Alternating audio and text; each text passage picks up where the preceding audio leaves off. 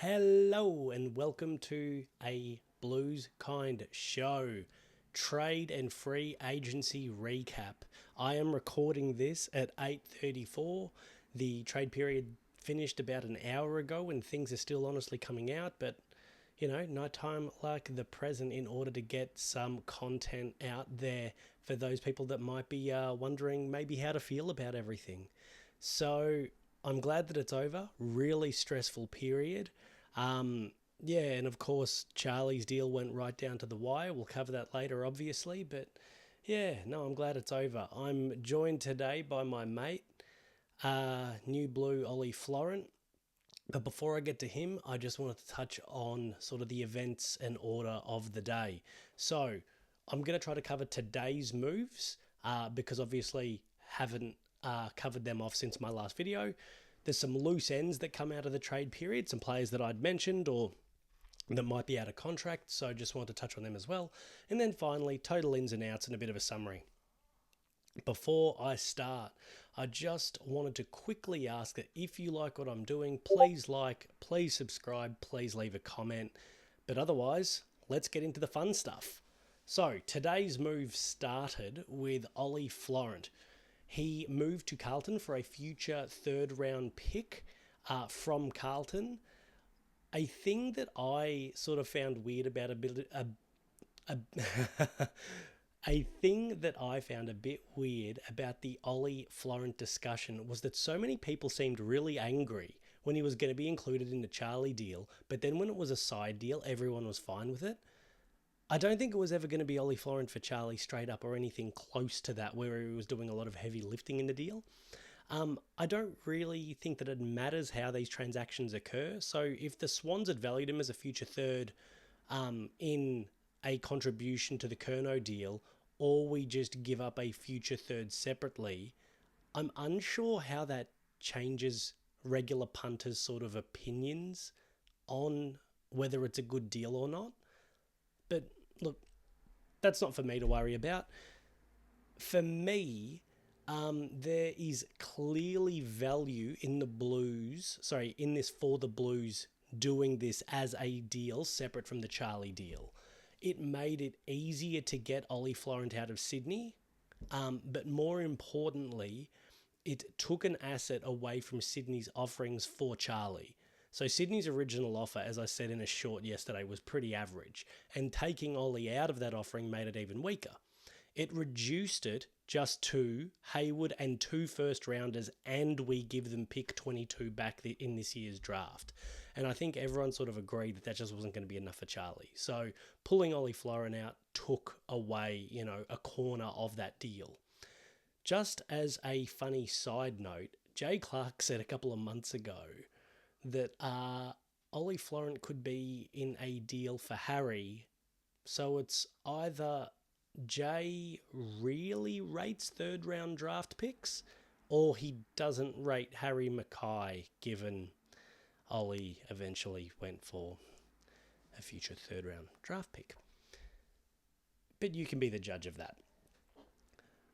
An underrated thing with Ollie Florent is while he did not have his best year this year, he has come in the top 10 of Sydney's best and fairest every season from 2020 to 2024. So 5 seasons straight before this year.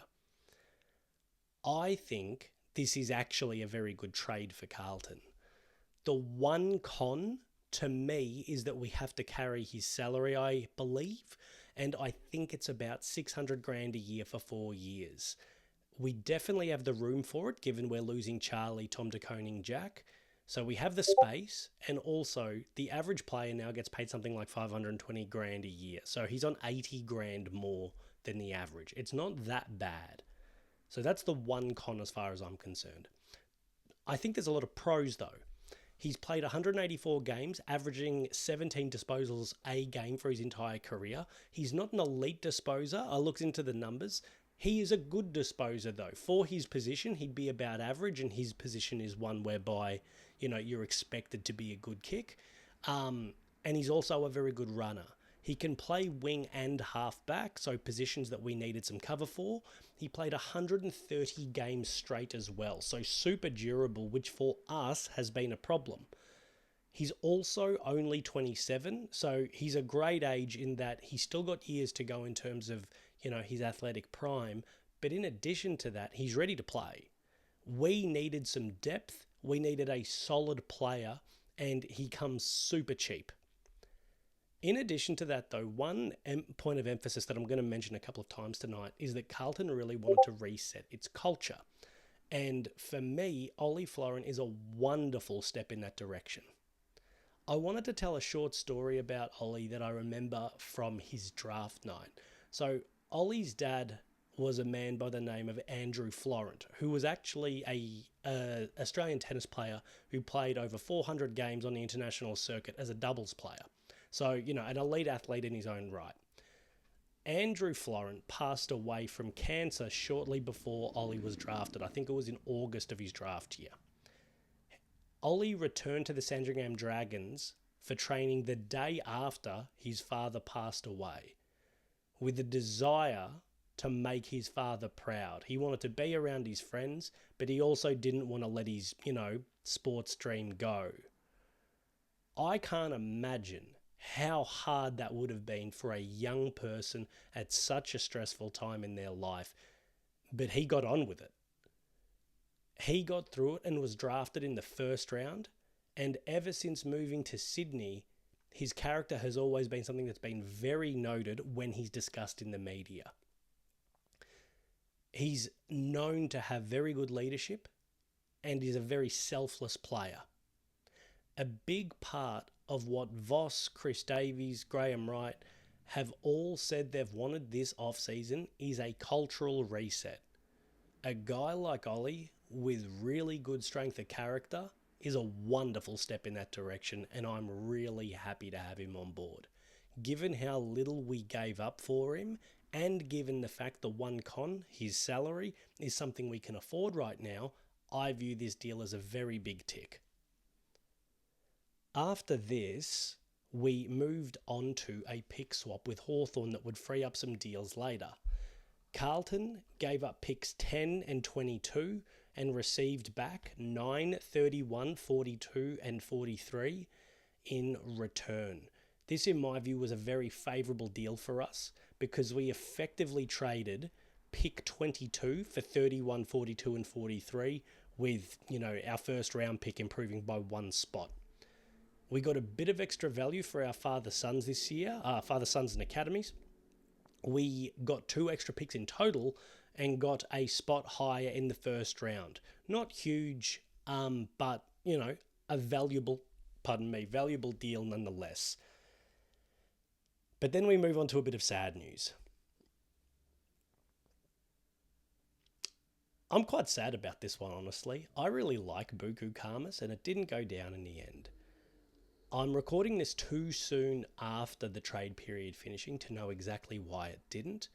I know that the deal sort of centered around picks 31 and 42, I think it was from us, 42, 43, something like that. I don't know what the Dogs wanted back specifically, and I don't know, maybe we were being the unreasonable ones. I kind of get the feeling, as alluded to in previous videos though, they really should have let him go. If you're not going to play the guy, and when you do play him, you play him out of position, I don't know how much you can run around saying, oh, we love him so much. So, sad that we didn't get him. I think this might mean that Mitch McGovern comes back. We'll come to him later. That's a shame. Maybe we'll get him next year if we're still interested and if he's still interested in coming to us. But, there'll be some more news in the wash-up for this. I'm obviously going to save the biggest trade piece to last, Charlie Curnow. But as part of the Charlie deal, we were able to secure Will Hayward. Again, before talking about Charlie, because it's going to be the biggest part of the video, because, well, of course it is, I wanted to touch on Will. So Will's played 184 games for 229 goals. He's had a career best of 41 goals in 2024, and he regularly kicks 25 plus. I think he's done it every year of his last 5. He's also come second in the Swans goal kicking the last 2 seasons as well. He's a really good tackler across his career as well, averaging about 3 a game. Although he's 186 centimetres, he's known as a good mark and specifically a contested mark. He's a really well-rounded general forward and like Ollie Florent, a guy regarded with having leadership and a willingness to contribute to the broader team. He won their best clubman in 2022. So I think, again, if you're trying to do a cultural reset, this is the exact sort of guy you should be trying to get. He's really solid. He will come in with Ben Ainsworth and they will immediately be our best 2 small forwards. Small, medium, whatever you want to call them. I think they're both capable of kicking sort of that 25 plus next year, which, we need to replace a little bit of output in Charlie. That'll go a long way. But more than anything else, it'll make the forward line more democratic.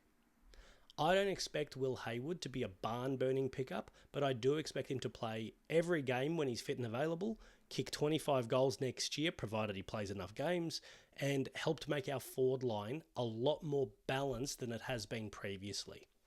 Because he hasn't been as lambasted as Ollie Florent was over the last couple of days, I don't think I need to sell him quite as much to the Carlton fans. So I'm happy to leave it there. I think, again, really good pickup.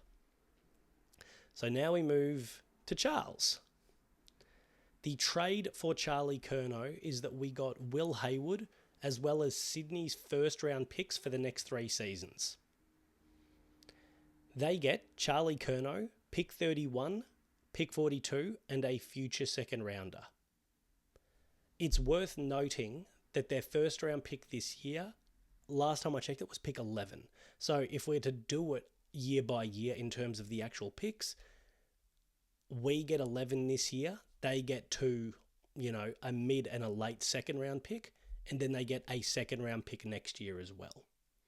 So I don't think it's next year. I think that 2027 second round pick, I think that future second round pick is actually in 2027. I might need to look that up, but look, either way, it's a future second round pick for either 26 or 27. I don't think we need to split too many hairs over it. So before I sort of discuss some of the fan fallout that I've seen, I want to talk about the club fallout first. It's not a big secret that I'm not Charlie's biggest fan of all time. I think the way Charlie handled this year was quite embarrassing, honestly.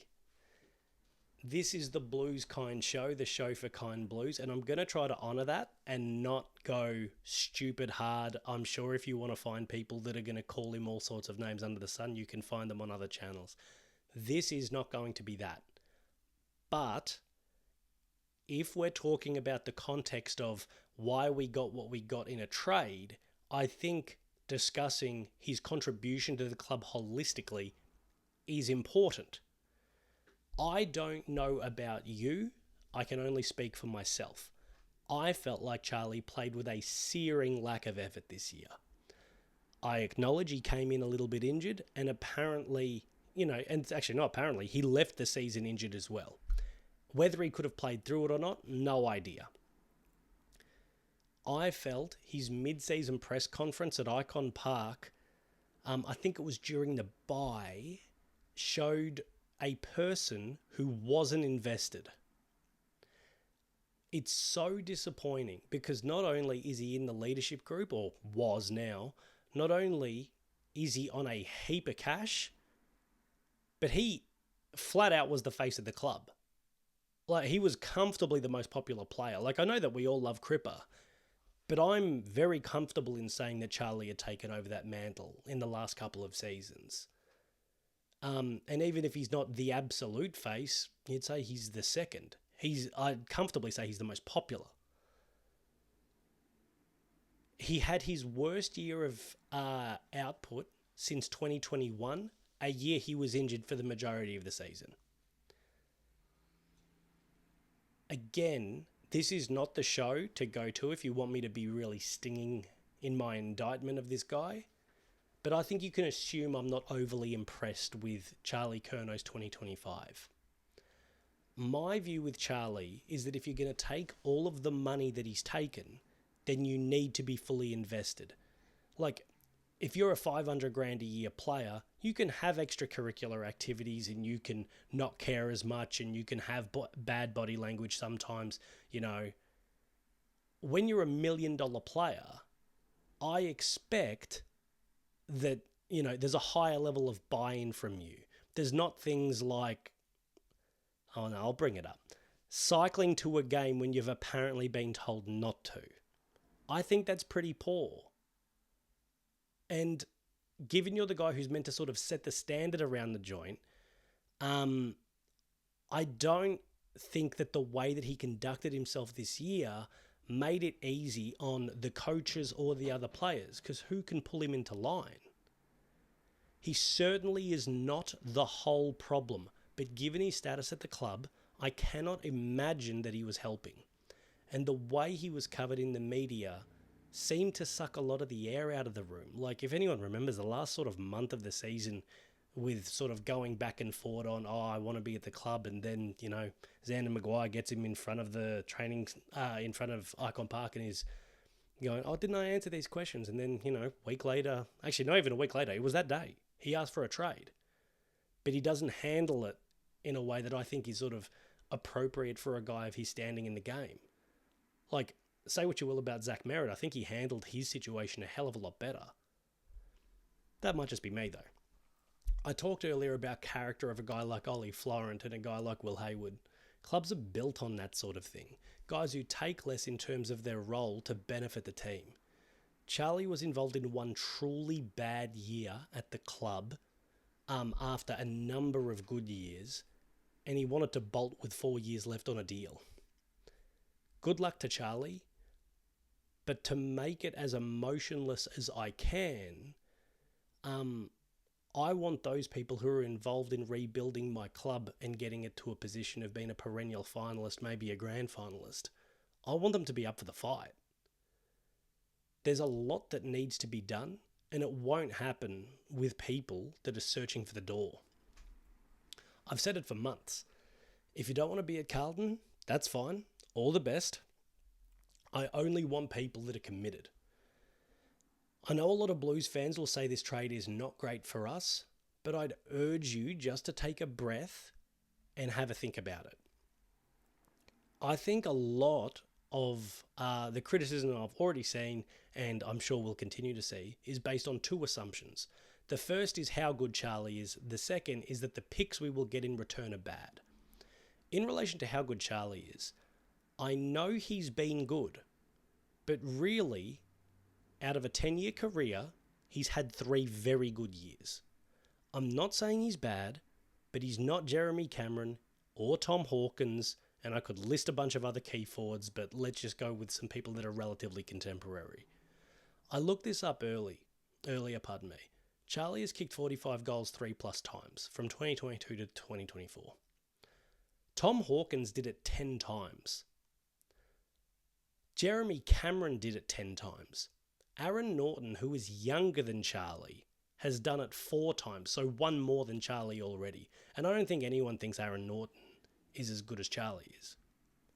Charlie's a really good player, but 3 first-round picks for him is a good deal, and Will Hayward is a bonus. The other element of this is that people think the picks will definitely be bad.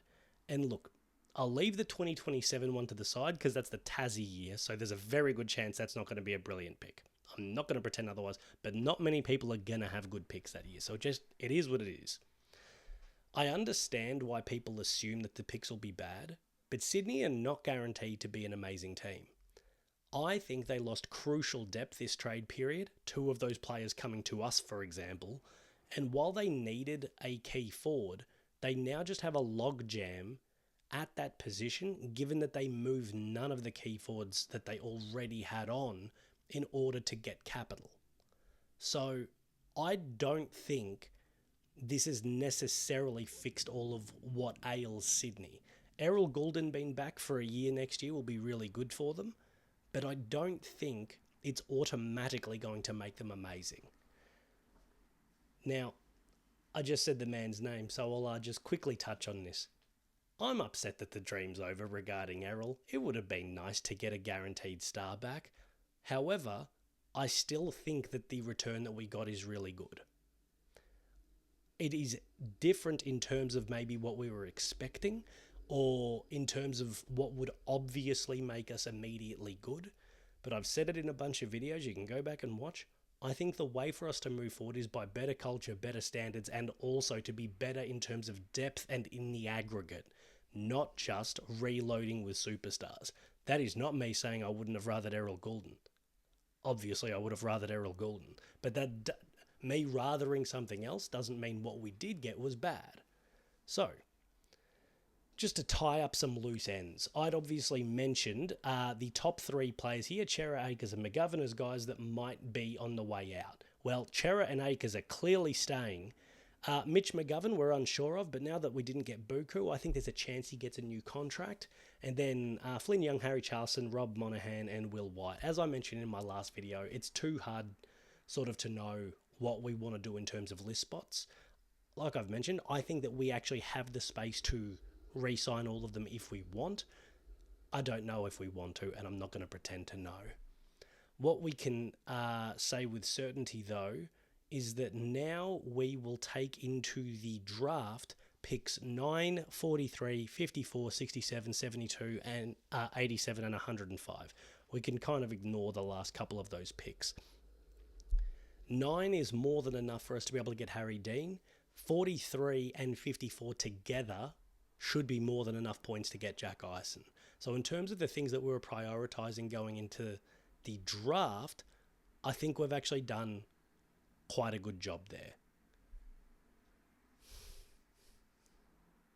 So, just a final recap. And yeah, I know this picture is janky as, but you know, I think my whole production's not the most high-tech, so here we are. So the ins, Liam Reedy, Campbell Chesser, Ben Ainsworth, Ollie Florent, Will Hayward, and then a bunch of picks that I'm not going to bother reading out. Out, Jack Silvani, Tom DeConing, Corey Durden, Charlie Curnow, and not as many picks. The way... Actually, I just realised I forgot to mention... In our draft order, I forgot to mention that we also got pick 11, so it's 9 and 11 that we have. So yeah, more than enough to get the guys that we need to get. I'm just going to look this up on the fly, AFL.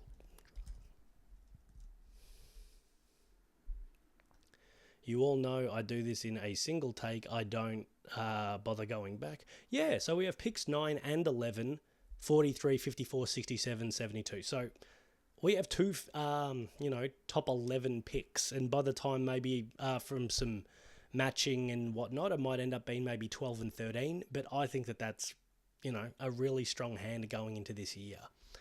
So, ultimately, I'd say that we ticked off the two most important parts of our list that we needed to address, and that's getting a wing and getting better at small forward.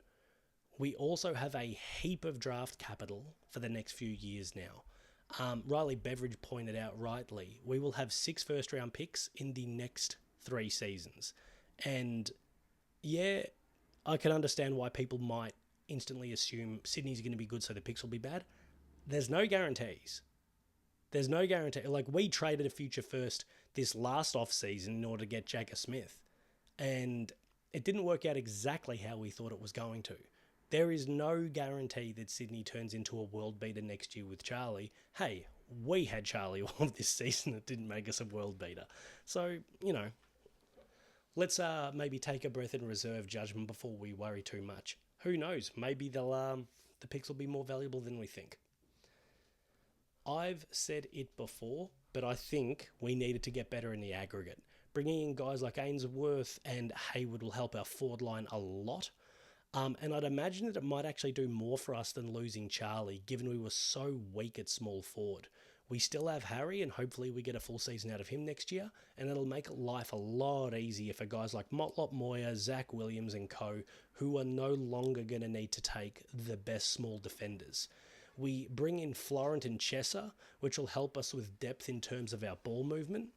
Again, I don't know if these guys instantly play round one or if they're always going to be in our best team, but I think they will definitely help our depth at that spot. I think they both have upside though in terms of what they can contribute. So good moves in my opinion. The question for us isn't will guys like Reedy be better than Tom De Koning or a returning Brody Kemp or Hudson O'Keefe be better than Charlie. It's can we get better as a whole team? Our defence is usually good, and I think it will continue to be, especially with Nick Newman coming back. Tom De Koning had an average season, so I think our rucks can do at least as well as he did this year for us, if not better. The midfield, if anything, should be improved, assuming Walsh doesn't get injured, plus an extra year of development into Cooper Lord, Jagger Smith returning, Adam Chera hopefully not having a down year in terms of his kicking again. And like I've said before, I think our forward line can be better because we aren't replacing 2023 Charlie, we're replacing 2025 Charlie, who was frankly not very good. If you're feeling really upset about the trade period because you're expecting a big name, look, that's fair enough. I think that was a sentiment among large segments of the Carlton community, but honestly, I kind of think this is what the club needs. We didn't go Messiah hunting.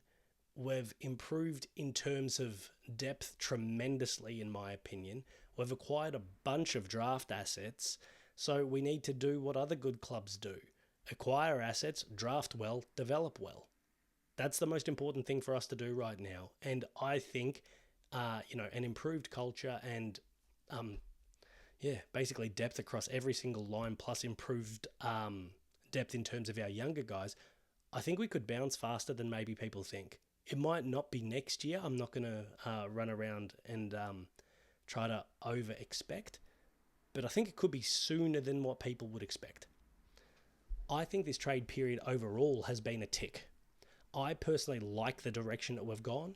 I think we can have an improved culture, both by getting rid of some disgruntled players, guys like Jack Silvani and Charlie, and by bringing in guys who seem like they're really good citizens in Reedy, Ainsworth, Hayward and Florent. They seem like good citizens who are really hard workers, and if you want to improve culture, that's where you've got to start. If you like what I'm doing, please give me a like or subscribe. If you want to engage, push back, agree, disagree, give me some ideas, please leave a comment. I will just ask, I know the temperature's a bit hot in the room. Please be as nice as you can be. I'd also really encourage you to look at my recent video on Charlie, where I go over the prime years of his career and see how he may be impacted by his leaving. It's awfully relevant now. And look, I thought there was a chance he'd still stay at the time of recording that video. So I was trying to be as balanced as possible. So feel free to do some reading between the lines. Thank you everyone for watching. And as always, go Blues.